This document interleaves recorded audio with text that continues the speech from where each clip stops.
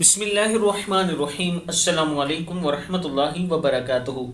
आबिdraja channel की तरफ से आज मैं अपने दोस्तों को रसूलुल्लाह सल्लल्लाहु अलैहि वसल्लम का एक फरमान सुनाऊंगा। उससे पहले मैं अपने दोस्तों से गुजारिश करूंगा कि बहुत सी ऐसी फैमिलियां हैं जिन्हें रमज़ान शरीफ में राशन की ज़रूरत होती है।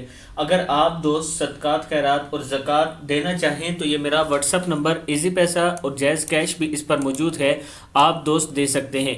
इंशाअल्लाह ये मेरा आपसे वादा है कि आपका दिया हुआ पैसा हकदार तक पहुंचेगा। तो शुरू करते हैं। बिस्मिल्लाहिर्रहमानिर्रहीम।